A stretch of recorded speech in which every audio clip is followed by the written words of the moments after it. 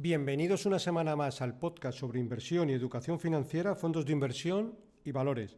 Mi nombre es Eusebio Gómez, soy asesor financiero y tengo la misión de hacer las cosas de manera diferente, ayudar a muchas personas a lograr buenos resultados financieros y con ello proporcionarles el conseguir la vida que desean llevar. Si tienes cualquier duda o quieres que trate algún tema en próximos episodios, puedes escribirme a la dirección de correo electrónico eusgomez@gmail.com. Bien, y empezamos como siempre recordando la responsabilidad y el aviso legal. El contenido de este podcast tiene exclusivamente fines informativos y divulgativos. En ningún caso debe de interpretarse como una recomendación personalizada de compra, venta o mantenimiento de valores, fondos de inversión o cualquier otro instrumento financiero mencionado. La publicación de este podcast es a título personal. Las opiniones expresadas reflejan únicamente el punto de vista del autor en el momento de su emisión y pueden cambiar sin previo aviso. Cada inversor debe analizar su situación financiera personal, su horizonte temporal y su perfil de riesgo antes de tomar cualquier decisión de inversión. El autor no se responsabiliza de las decisiones de inversión tomadas por los oyentes, siendo cada inversor el único responsable de sus propias acciones y resultados. Esta semana contamos con otra interesante entrevista. Tenemos la participación de Alejandro Muñoz, gestor de Equam. Bueno, he de decir que Alejandro Muñoz es uno de los clásicos también de este podcast, porque con esta ocasión es la quinta vez que se pasa por el podcast. Mirad, el 30 del 4 del 2019 fue su primera aparición, luego tenéis en el capítulo 52 el 20 del 3 del 2020, vamos, en pleno COVID, y hablábamos que era muy buena oportunidad. Tenéis otro capítulo, en el 158, el 2 del 12 del 2022, también participó Alejandro en el podcast, y el último en el capítulo 236, el 22 del 11 del 2024. Bueno, podéis ver cualquiera de esas entrevistas donde, aunque ahora lo vamos a hablar un poquito en la entrada, qué es Equam, en qué consiste, y bueno, pues por ponerlo un poco en contexto, ¿de acuerdo? Buenas tardes, Alejandro, ¿cómo estás? Buenas tardes, Eusebio. Pues muy bien. Muchísimas gracias por esta oportunidad de nuevo. Nada, encantado de estar aquí contigo. Ya te has convertido en un clásico del podcast, porque como he dicho anteriormente, esta es la quinta vez que te pasas por aquí. Así que bueno, encantado. Encantado yo también. Cuando quieras, yo estaré siempre dispuesto a compartir contigo y con tus oyentes lo que estamos haciendo en Equam. Perfecto, pues mira, si te parece vamos a empezar. Vamos a comentar un poquito, háblanos un poquito qué es Equam, para que, bueno, los oyentes lo pongan en contexto. Sí, Equam es un fondo UCITS que está en Luxemburgo. O sea, UCITS quiere decir que es traspasable y que cumplimos estos requisitos de diversificación. Y es un fondo que lanzamos José Antonio Larraz y yo hace más de 11 años con la finalidad de invertir en renta variable, pero desde un punto de vista un poco distinto a otros fondos, ¿no? Porque tanto José Antonio como yo, pues venimos tenemos una experiencia más relacionada con el capital riesgo y la inversión en empresas no cotizadas. Y lo que nos dimos cuenta hace, ya te digo, más de 10, 12 años, es que los fondos de capital riesgo estaban haciendo operaciones pagando unos múltiplos altísimos, por encima de 10, 12 veces EBITDA, mientras que compañías pues muy similares a las que estaban comprando en el mercado cotizaban a una valoración pues que muchas veces era de hasta la mitad, ¿no? 6 veces o 5 veces EBITDA. Y pensamos que era una oportunidad muy buena para invertir a largo plazo en este tipo de compañías buenas y bueno, pues lanzamos Equam hace 11 años y la verdad es que nos ha ido bien. Hemos estado batiendo a los índices consistentemente, aunque el año pasado pues, bueno, nos fue un poquito peor respecto a los índices, pero bueno, aún así tuvimos una rentabilidad positiva del 7% casi. Y bueno, pues es una estrategia de inversión que puede ser comparable al value investing. Uh-huh. Invertimos a largo plazo en compañías muy buenas y cuando la valoración es barata. Y después de 11 años, pues creo que la experiencia nos ha dado un poco la razón, ¿no? Uh-huh. Oye, una pregunta, a raíz de esto que estás comentando que veníais del private equity, últimamente está muy de moda porque yo creo que en el año 2015 estaba menos de moda todo lo que tiene que ver con private equity. Hoy en día se está incluso,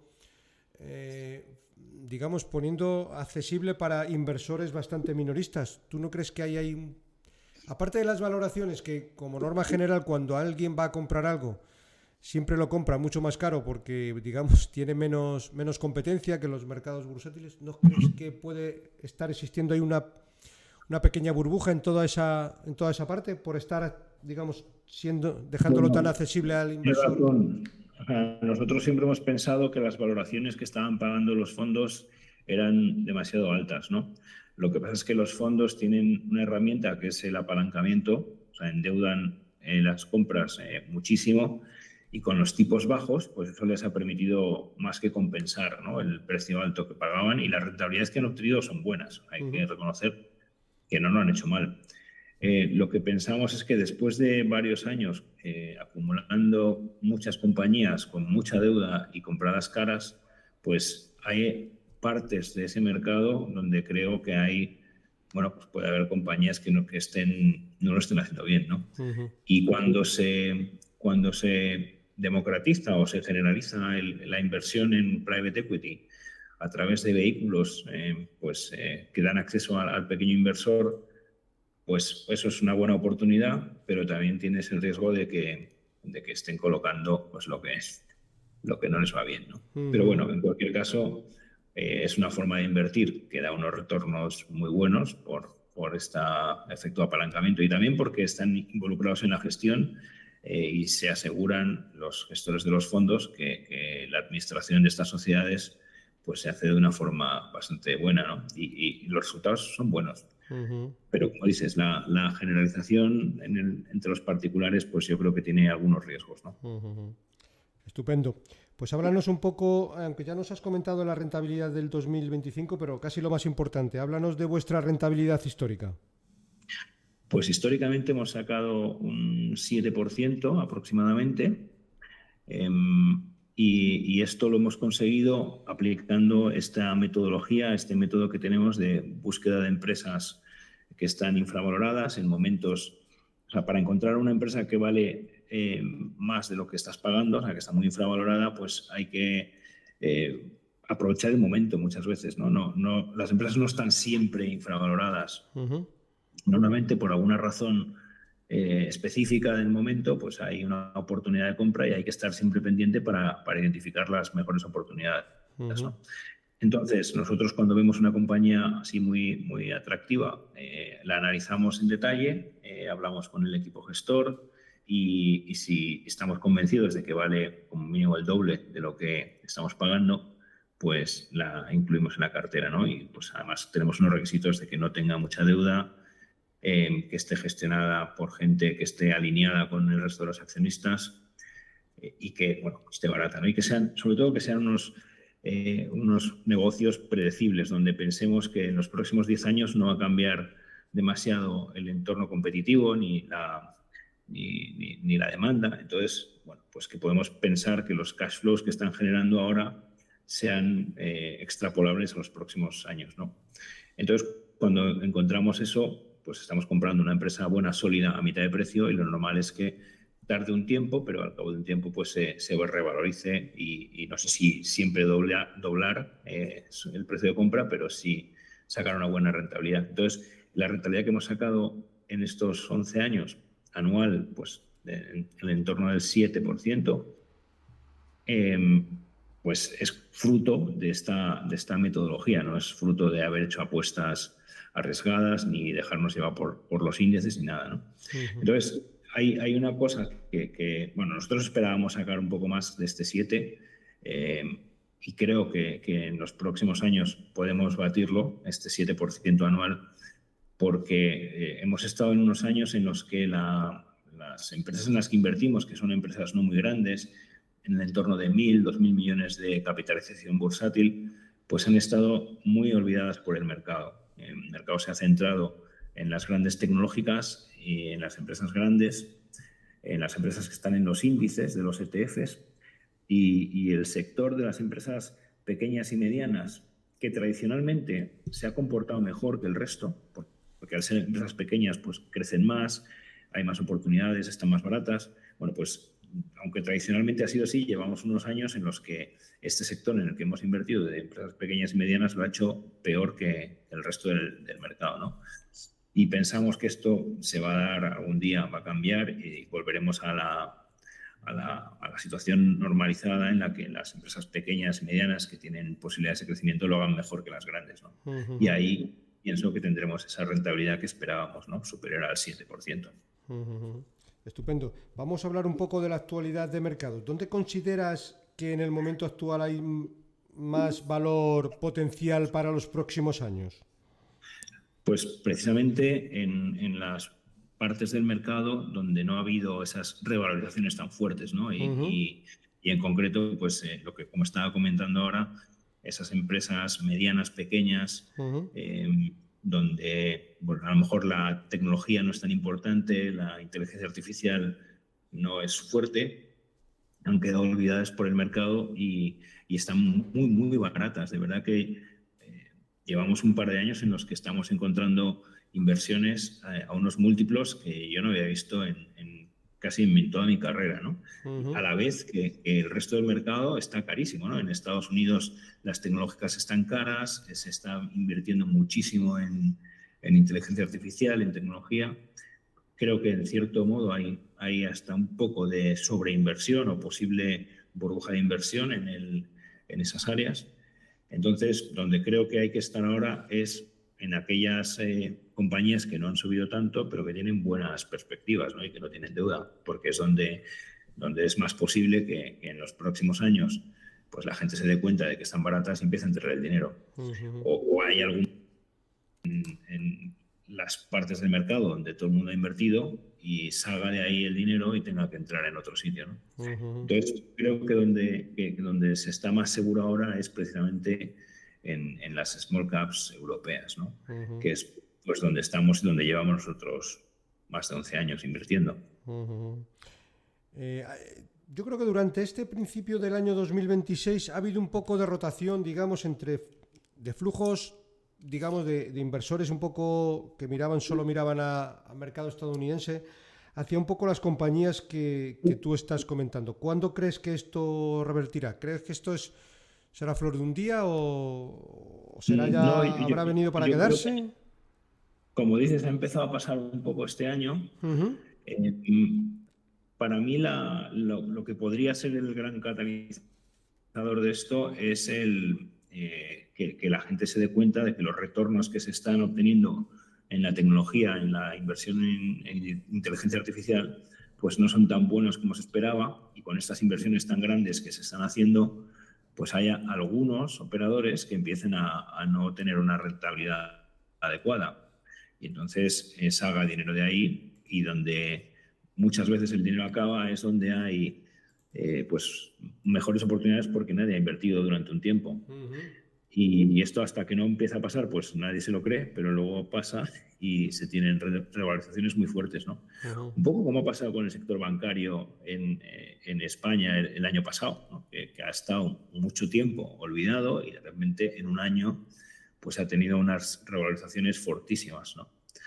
Yo pienso que algo parecido puede pasar en todas estas empresas europeas que no se dedican a la IA, que se dedican a cosas tradicionales, ¿no? Y que están olvidadas. Estupendo. Háblanos un poco, en el momento actual, cuál es el potencial que tiene el fondo, que como norma general siempre cuando publicáis las cartas trimestrales lo publicáis, pero bueno, para que tengan una visión los oyentes.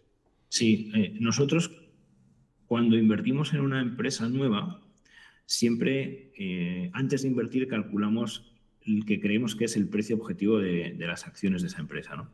Hacemos nuestra valoración aplicando unos múltiplos pues razonables, ni altos ni bajos, y bueno, pues con eso tenemos un precio de salida, ¿no? Que es lo que a veces es más difícil. Entonces, nuestro potencial de revalorización del fondo lo calculamos asumiendo, por un lado, lo que valdría el fondo si todas nuestras inversiones llegaran a esos precios objetivo, y comparando eso con lo que valen hoy a precios de mercado esas inversiones. Y el potencial de revalorización actual es del 106%, o sea que nuestras empresas, según nuestros cálculos, valen el doble de lo que valen hoy, o sea, de lo que cuesta hoy comprarlas. Y bueno, pues esto es algo que no se va a materializar en unos meses, obviamente, pero que sí que nos da una tendencia de subida que se ha cumplido en el pasado, ¿no? Si esto lo cumplimos en un plazo de 5 o 6 años y conseguimos que vayan alcanzando su valor objetivo en esos plazos, pues obtendremos esa rentabilidad que queremos sacar del 10%, ¿no? Y yo creo que también es interesante decir que nuestros precios objetivo se han ido cumpliendo muchas veces, o sea, la mayoría de las veces vendemos cuando se llega a un precio objetivo que tenemos ya fijado de antemano y son precios que son realistas, o sea, que se han cumplido casi siempre, ¿no? En las OPAs que nos han hecho a veces, nos han hecho muchas OPAs a nosotros, ahora si quieres podemos hablar de eso un poco, pero en las OPAs, cuando ha habido un proceso competitivo de varios compradores que querían invertir en la sociedad o comprarla, ahí sí que se ha llegado casi siempre a nuestro precio objetivo. Y cuando ha habido OPAs en las que el comprador pues era el único y ha conseguido hacerlo de una manera que no ha podido haber competencia, pues ahí nos han pagado un poquito menos, pero siempre se ha acercado mucho al precio objetivo, ¿no? Y luego nuestras compañías que vendemos normalmente cuando en el curso normal de la inversión, pues las vendemos cuando llegan al precio objetivo y se han ido cumpliendo en estos 11 años. Nuestros precios objetivos son nuestros precios de venta en la mayoría de las ocasiones, ¿no? Así que bueno, ese es el potencial de revalorización que tenemos, que pensamos que es realista, pero que también pensamos que hay que tener una paciencia de varios años para poder conseguir esa revalorización. ¿Y este potencial comparado con años anteriores, en qué rango estaría? ¿En la parte alta, media, baja? Está en la parte alta porque yo creo que como consecuencia de que nuestras empresas van bien y hemos tenido pues el año pasado una revalorización relativamente pequeña del 7%, pues se han quedado más baratas, ¿no? Y entonces la historia nuestra es un 85% de potencial de revalorización. Entonces ahora estamos en 106, que es bastante más que la historia, está en el rango alto, ¿no? Yo creo que solo en los momentos peores de la pandemia, donde los precios estaban absolutamente por los suelos por el pánico que hubo un potencial más alto. Ahora pues estamos a niveles muy altos de revalorización potencial. Estupendo. Pues háblanos un poquito de cómo ha sido el año 2025, aunque ya nos has hablado de la rentabilidad, pero por entrar un poquito en más detalle en el fondo, ¿qué habéis comprado? Si habéis hecho compras. Pues en el año nosotros rotamos relativamente poco la cartera. El año pasado hicimos 6 inversiones nuevas, nos han hecho alguna OPA y hemos vendido alguna compañía en la que hemos obtenido buena rentabilidad. Y si quieres, pasando a las inversiones que hemos hecho, hemos encontrado oportunidades, por ejemplo, en el sector de la restauración, las empresas que gestionan grandes marcas de Yum Brands, ¿no? Como Kentucky Fried Chicken o Starbucks. Y bueno, pues teníamos una inversión en Ibersol, que es una empresa portuguesa que gestiona estas marcas en Portugal a través de concesiones en los aeropuertos y restaurantes que tienen las ciudades. Nos fue muy bien y decidimos, pues invertimos en Ibersol a 7 euros y se puso a 10 euros en menos de un año. Y entonces, bueno, quisimos consolidar esa revalorización, se había acercado mucho a nuestro precio objetivo y vendimos y hemos comprado Amrest, que es una empresa del mismo sector, pero que tiene origen en Europa del Este y ahora está muy presente en España desde que compró La Tagliatella, ¿no? Los restaurantes La Tagliatella, que son muy conocidos en España. Entonces es una empresa que gestiona las franquicias de Kentucky Fried Chicken y de Starbucks y La Tagliatella por toda Europa, ¿no? Sobre todo en Europa del Este. 2/3 de sus restaurantes están en Europa del Este, especialmente en Polonia y en la República Checa, y 1/3 están en España, sobre todo en España, Francia y Alemania.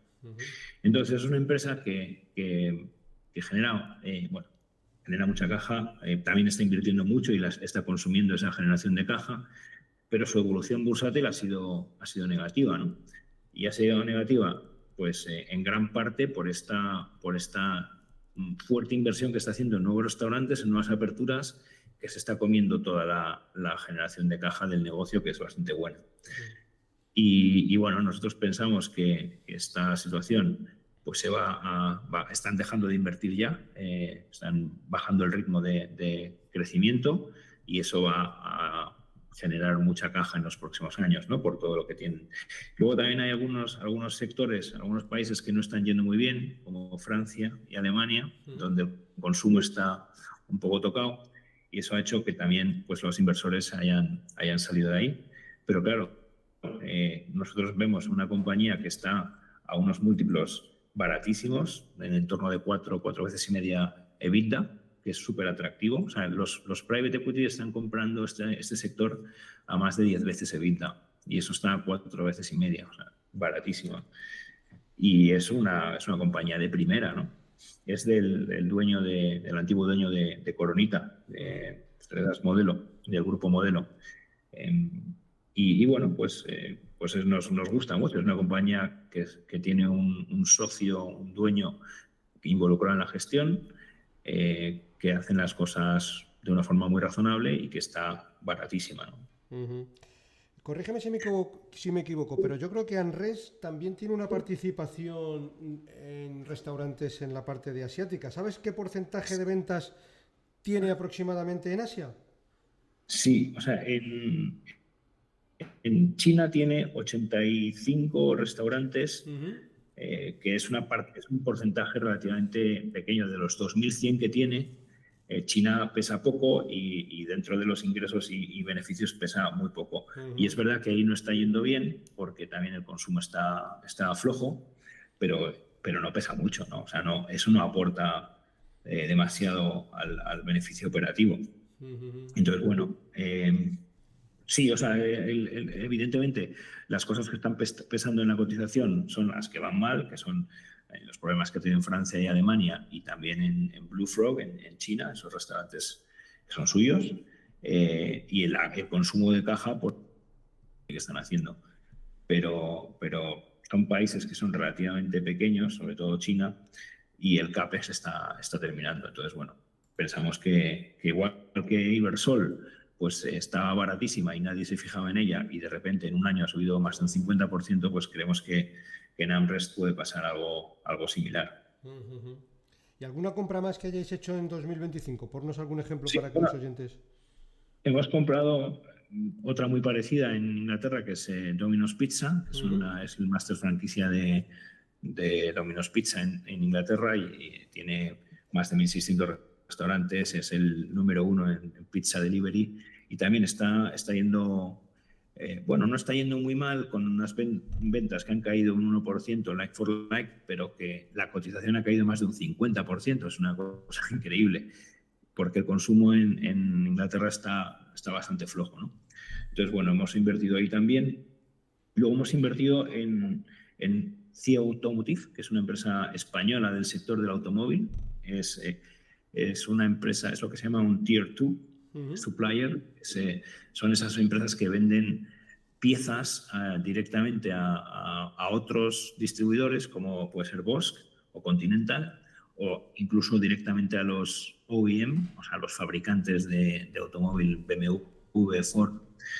Y bueno, pues esto es una empresa, es un sector en general duro porque tus clientes tienen mucha fuerza, ¿no? Los OEM, los fabricantes, y aprietan los márgenes, pero sin embargo es una empresa muy bien gestionada que ha conseguido un margen EBITDA de forma estable, bueno, creciente, pero que ha llegado ya al 18-19%, ¿no?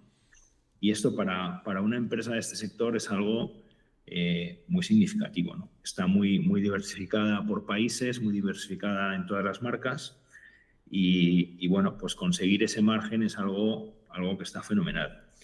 Entonces, nosotros invertimos en parte porque está baratísima y porque tiene unos resultados buenísimos, pero también porque el sector está en un momento muy flojo, el sector automóvil.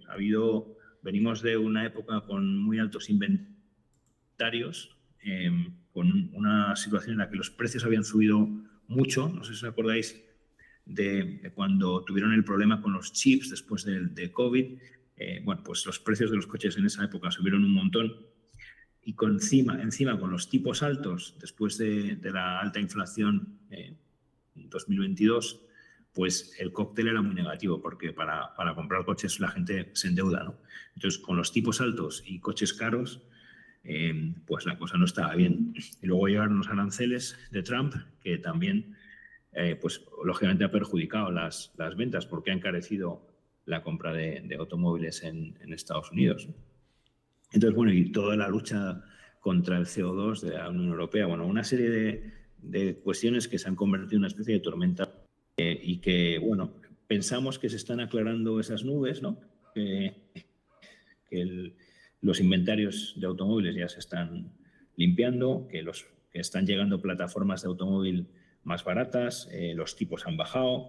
Los aranceles que empezaron fortísimos, por ejemplo, a China le puso Estados Unidos un 145% y ahora ya está en el 55%, ¿no? Y a la Unión Europea empezó con un 25% y ahora estamos en un 15%, ¿no? Y Reino Unido un 10%. Entonces, bueno, el tema de los aranceles también está mejorando y bueno, solo queda el tema de la competencia china, que está siendo durísima porque tiene un exceso de producción en coches increíble y lo están trayendo a Europa y bueno, eso hace que los precios sean un poco más bajos. Pero vamos, las cosas están mejorando para el sector y entonces vemos una compañía que está absolutamente tirada de precio, con esa capacidad de generar buenos márgenes, con una deuda que se está reduciendo a gran velocidad, que le permite hacer adquisiciones y que en conjunto pues es una oportunidad muy buena dentro de un sector pues un poco difícil, ¿no? Estupendo. Y por el lado de las ventas, coméntanos un poquito qué es dónde habéis sido más activos vendiendo. Pues a lo largo del año hemos vendido nuestras posiciones, no todas, pero hemos reducido nuestras posiciones en el sector de los hoteles, que es un sector en el que empezamos a invertir en la pandemia, después de la pandemia, porque sufrió muchísimo, como te puedes imaginar. Pues cuando estábamos encerrados la gente no podía ir a hoteles, no viajaba y sufrieron muchísimo, ¿no? Entonces las cotizaciones se pusieron muy atractivas y nosotros invertimos en varias situaciones. Invertimos en Dalata, que es un grupo irlandés de hoteles. Invertimos en Whitbread, que son los que gestionan Premier Inn en Inglaterra, que es una cadena low cost buenísima. Y también hemos invertido en una socimi española, que es Millennium, ¿no? Entonces, pues Dalata, este año pasado nos hicieron una OPA. Era una empresa que nos gustaba mucho porque tenía en propiedad una gran parte de sus hoteles y tenía relativamente poca deuda, con lo cual pues tenía una especie de protección natural, gracias a que no tenía que pagar el alquiler de los hoteles. Pues si venían mal dadas, pues estaba un poco más protegida, ¿no?, que las demás, y estaba muy barata, ¿no? Entonces llegó un grupo sueco que se llama Pandox y compró los hoteles con idea de gestionarlos con otro grupo sueco que se llama Scandic, ¿no? Y bueno, nos hicieron una oferta en la que ganamos un 70% después de estar allí 3 o 4 años. Y bueno, vendimos, no teníamos alternativa, pero nos parecía también que es una oferta buena. Luego también hemos recibido una oferta por Allfunds, que es una compañía que se dedica, que es una plataforma en la que todas las gestoras de fondos ponemos nuestros fondos para que los bancos puedan invertir de una forma sencilla. Entonces conecta por un lado a los bancos, a los inversores, conecta a vosotros que invertís el dinero de vuestros clientes en fondos con las gestoras que ponemos los fondos, ¿no?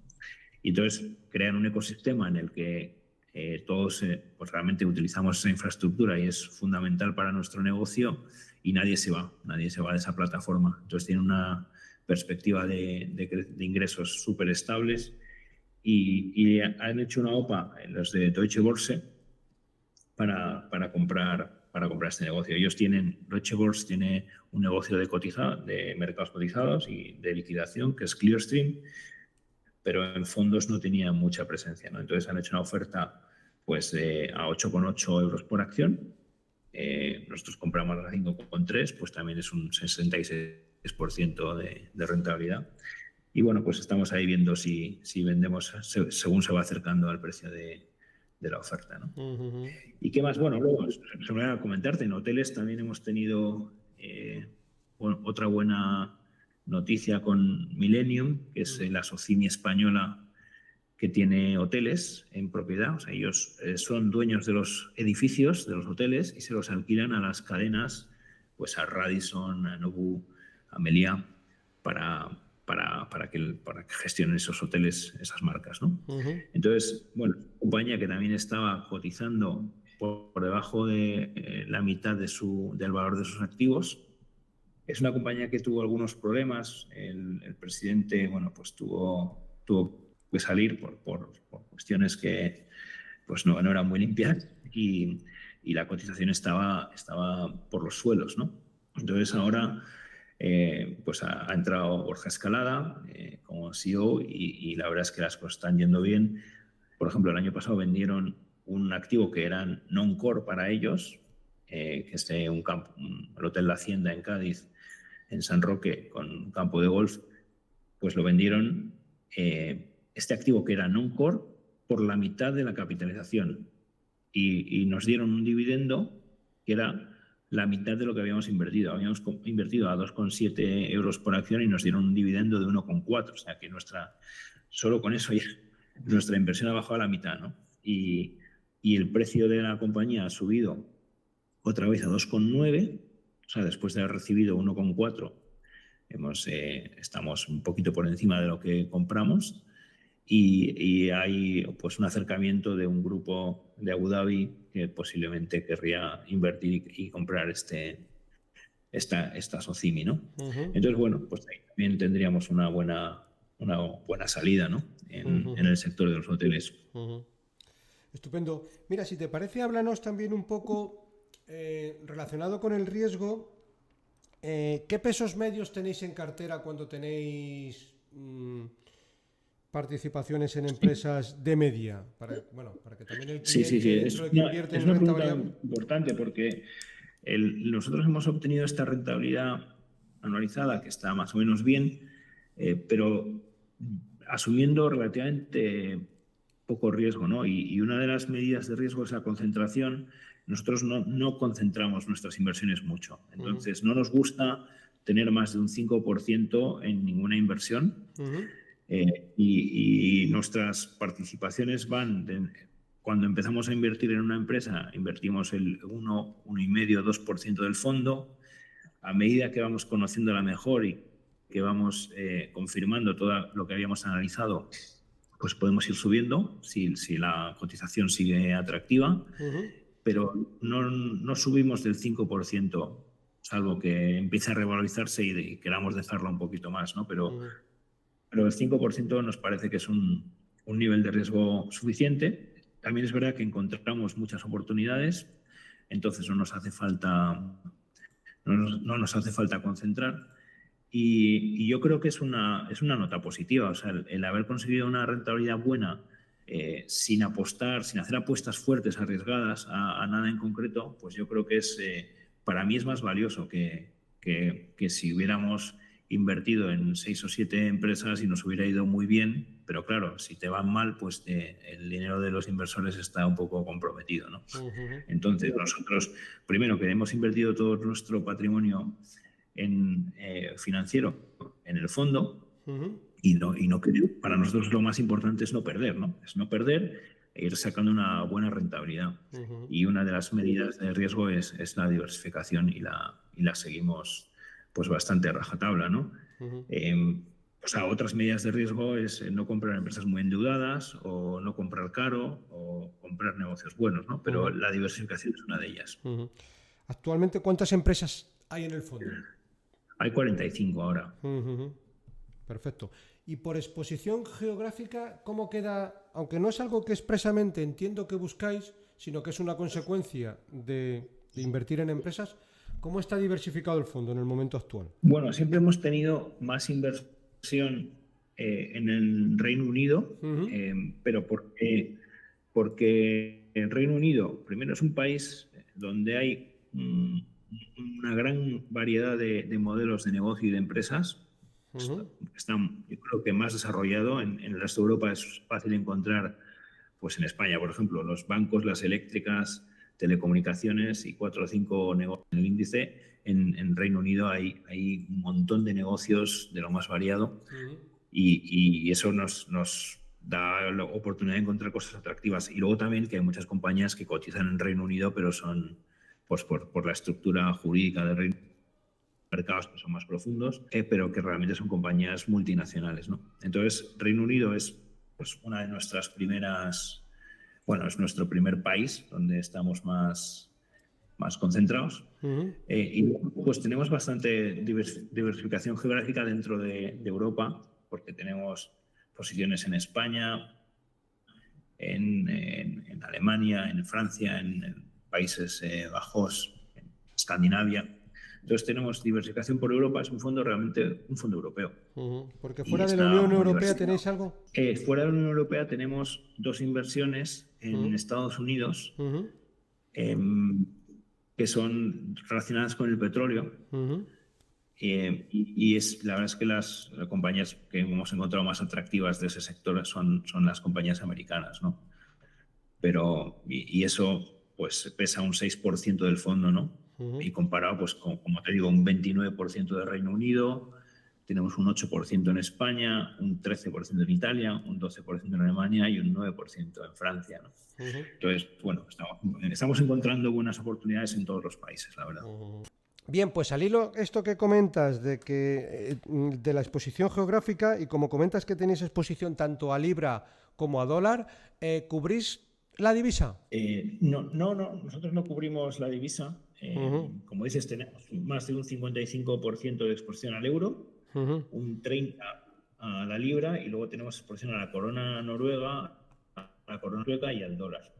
Y no cubrimos la divisa porque pensamos que al inversor de largo plazo, la inversión en renta variable en acciones cotizadas le da una cierta cobertura natural de la divisa, ¿no? Cuando, por ejemplo, si invertimos en una empresa exportadora inglesa, pues si la libra baja y ellos exportan y venden en dólares o en dólares o en euros, pues el valor de esas exportaciones va a ser mayor. Van a poder subir los precios a sus clientes, ¿no? Entonces, la cobertura es más o menos natural y bastante, eso sí que se ve en el plazo de menos de un año, se ve esa cobertura. Y en el caso de las empresas que no son exportadoras, pues también hay una cierta cobertura, aunque es un poco menos directa, porque al final el valor intrínseco de los negocios se tiene que reflejar en una moneda como si dijéramos estandarizada, ¿no? Y, por ejemplo, si ves lo que pasa en Venezuela o en Argentina con la hiperinflación que ha habido tan grande, pues claro, las monedas se devalúan, pero la evolución en moneda local de esas bolsas compensa esa inflación, y entonces el retorno de la bolsa argentina durante los años de máxima devaluación pues seguía siendo el propio de una bolsa normal, ¿no? Entonces hay una cobertura cuando la devaluación es por inflación, por ejemplo, pues localmente se suben precios y se compensa una cosa con la otra. Entonces es tan difícil adivinar lo que va a pasar con la divisa porque hay parte del movimiento de la divisa que sí se podría analizar, ¿no? En función de, pues, el diferencial de tipos de interés, por ejemplo, o la creación de dinero del Banco Central, o las exportaciones.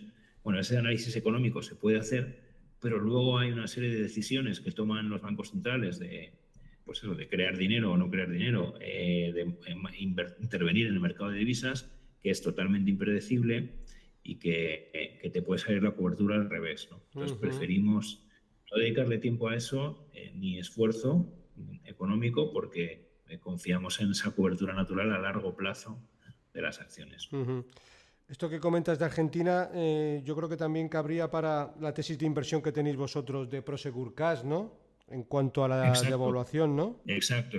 O sea, Prosegur Cash, que tiene una parte muy importante de sus negocios en Argentina y en Brasil, pues claro, ha estado sufriendo la devaluación del peso argentino durante años, ¿no? Y normalmente, acompañando la devaluación del peso argentino, pues había una inflación igualmente alta a nivel local que les permitía subir precios y entonces ganaban más en pesos argentinos y en euros esos valían menos, pero se quedaban más o menos igual, ¿no? Salvo algún año en los que no se ha cumplido no han podido subir los precios por alguna razón o han subido precios, pero la devaluación ha sido más alta y eso sí que ese año les ha hecho daño, ¿no? Pero luego pues lo han los años siguientes. Pero justo es lo que dices. Hombre, en el caso de Prosegur Cash, como cotiza en euros, tampoco podíamos cubrirlo, pero si hubiéramos invertido directamente en Argentina, pues esa habría sido que es lo que les pasa a Prosegur Cash, eso es lo que habría sido nuestro resultado, ¿no? Una cosa se compensa con la otra. Y es curioso porque el peso argentino se ha devaluado un factor de 1000, o sea, vale una milésima parte de lo que valía hace no sé si 7, 8 años. Y, sin embargo, la consolidación en euros de sus actividades en Argentina, en Prosegur Cash, pues ha ido creciendo. O sea, que se compensa una cosa con la otra. Eso es justo a lo que nos referíamos. Exacto. Fenomenal. Pues mira, hemos repasado ya un poquito tanto las compras, las ventas, lo que habéis ido haciendo. Quería hacerte la siguiente pregunta. Para un inversor o que esté en el fondo o que quiera invertir en el mismo, ¿qué puede esperar un inversor en vuestro fondo a 5 años vista? Pues lo que puede esperar es que sigamos manteniendo nuestra metodología de inversión inalterada. O sea, llevamos 11 años haciendo una cosa y vamos a seguir haciéndola, comprando empresas con poca deuda, empresas con negocios buenos en momentos en los que están muy baratos. Y eso es lo que vamos a seguir haciendo, ¿no? Con gestores que estén alineados con nosotros, que no nos hagan, que no saquen el dinero de la empresa y se lo lleven, que lo hemos visto. Entonces, bueno, y con una cartera diversificada. Entonces, eso es lo que hemos hecho y vamos a seguir haciendo. Hasta hoy, en estos 11 años, hemos sacado un 7% anual. Ha habido años un acumulado mayor, pero bueno, ahora pues nos ha bajado al 7%. Y yo lo que podría decir es que teniendo volatilidad, porque debemos asumir que va a haber volatilidad, que va a haber años positivos, años negativos, pero al inversor de largo plazo en Equam yo le diría que podría esperar una repetición de ese 7% y si se da esa situación que decíamos en la que las small caps europeas dejan de ser un activo despreciado y vuelven al favor de los inversores, pues sería mayor que ese 7, ¿no? Y a nosotros nos gustaría llegar al doble dígito, creemos que es posible con ese potencial de revalorización tan alto, pero bueno, la guía de lo que hemos obtenido hasta ahora es ese 7%, pues entre un 7 y un 10 es lo que creo que es razonable esperar. Estupendo. Pues nada, hemos repasado ya un poco todo. Agradecerte muchísimo tu tiempo que te pases por aquí por el podcast para comentarnos un poquito todo y nada, si te parece bien, pues nos emplazamos para próximas ocasiones. Perfecto, Eusebio. Yo te agradezco muchísimo la oportunidad que nos has dado de explicar lo que estamos haciendo. Nos gusta muchísimo contar los detalles de lo que hacemos y cuando quieras yo estaré encantado de volver por aquí. Estupendo. Pues nada, el placer es mutuo. Muchísimas gracias. Bien, pues sin más dilación me despido de todos vosotros, recordando que si te ha gustado el episodio te agradecería muchísimo que le des un me gusta en la plataforma donde lo estés escuchando. Esto ayuda a que este contenido divulgativo llegue a muchas más personas interesadas en aprender a invertir. Si tienes cualquier duda o quieres que trate algún tema en próximos episodios, puedes escribirme a la dirección de correo electrónico eusgomez@gmail.com.